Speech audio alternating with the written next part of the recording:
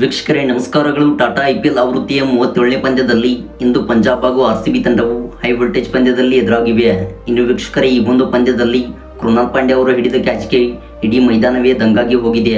ಹೌದು ವೀಕ್ಷಕರೇ, RCB ತಂಡದ ಅದ್ಭುತ ಬೌಲಿಂಗ್ ಪ್ರದರ್ಶನಕ್ಕೆ ಇದೀಗ ಪಂಜಾಬ್ ತಂಡವು ಸಂಪೂರ್ಣವಾಗಿ ತತ್ತರಿಸಿ ಹೋಗಿದೆ.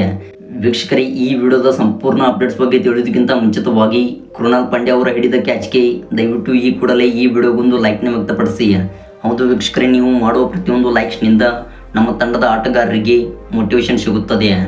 ಹೌದು ವೀಕ್ಷಕರೇ, ಇಂದು ಮ್ಯಾಚ್ ನಂಬರ್ 37ರ ಪಂದ್ಯದಲ್ಲಿ ಪಂಜಾಬ್ ಹಾಗೂ RCB ತಂಡವು ಎದುರಾಗಿದ್ದವು. ಇನ್ನು ವೀಕ್ಷಕರೇ, ಈ ಒಂದು ಪಂದ್ಯದಲ್ಲಿ ಟಾಸ್ ಗೆದ್ದಂಥ RCB ತಂಡವು ಮೊದಲು ಬೌಲಿಂಗ್ ಆಯ್ದುಕೊಂಡಿತು. ಇತ್ತ ವೀಕ್ಷಕರೇ, ಟಾಸ್ ಸೋತು ಮೊದಲು ಬ್ಯಾಟ್ ಮಾಡುತ್ತಿರುವ ಪಂಜಾಬ್ ತಂಡವು ಇದೀಗ 9 ಓವರ್ಸ್ಗಳಿಗೆ 76 ರನ್ಸ್ ಕಲೆ ಹಾಕಿ 4 ವಿಕೆಟ್ ಕಳೆದುಕೊಂಡಿದೆ. ಹೌದು ವೀಕ್ಷಕರೇ, RCB ತಂಡದ ಅದ್ಭುತ ಬೌಲಿಂಗ್ ಪ್ರದರ್ಶನಕ್ಕೆ ಇದೀಗ ಪಂಜಾಬ್ ತಂಡವು ಅರ್ಧ ಇನ್ನಿಂಗ್ಸ್ನಲ್ಲಿ ಸಂಪೂರ್ಣವಾಗಿ ತತ್ತರಿಸಿ ಹೋಗಿದೆ. ವೀಕ್ಷಕರೇ, ಇನ್ನು ಈ ವಿಡಿಯೋದ ಮೇನ್ ಟಾಪಿಕ್ ಕಡೆಗೆ ಬರುವುದಾದರೆ, ಇವತ್ತಿನ ಪಂದ್ಯದಲ್ಲಿ ಕೃಣಾಲ್ ಪಾಂಡ್ಯ ಅವರು ಹಿಡಿದ ಅದ್ಭುತವಾದ ಕ್ಯಾಚ್ನಿಂದ ಪಂದ್ಯವೇ ತಿರುಗಿತು. ಹೌದು, ಶ್ರೇಯಸ್ ಅಯ್ಯರ್ ಅವರ ಕ್ಯಾಚ್ ಹಿಡಿದು ವಿಶ್ವ ದಾಖಲೆ ಬರೆದರು. ಹೌದು ವೀಕ್ಷಕರೇ, RCB ತಂಡದ ಪರವಾಗಿ ಇದೇ ಪಂದ್ಯದಲ್ಲಿ ಡೆಬ್ಯೂ ಮಾಡಿದ್ದ ರೊಮಾರಿಯೋ ಶೆಪರ್ಡ್ ಅವರು ಬೌಲಿಂಗ್ ದಾಳಿಗೆ ಇಳಿದಿದ್ದರು. ಇನ್ನು ವೀಕ್ಷಕರೇ, ಈ ವೇಳೆ 7.4ನೇ ಎಸೆತದಲ್ಲಿ ಶ್ರೇಯಸ್ ಅಯ್ಯರ್ ಅವರು ಸಿಕ್ಸರ್ ಬಾರಿಸಲು ಹೋಗಿ ಕೃಣಾಲ್ ಪಾಂಡ್ಯ ಅವರಿಗೆ ಕ್ಯಾಚ್ ನೀಡಿದರು. ಇನ್ನು ವೀಕ್ಷಕರೇ, ಈ ಒಂದು ಕ್ಯಾಚನ್ನು ಆಲ್ರೌಂಡರ್ ಆಗಿರುವ ಕೃಣಾಲ್ ಪಾಂಡ್ಯ ಅವರು ಅದ್ಭುತವಾಗಿ ತೆಗೆದುಕೊಂಡರು.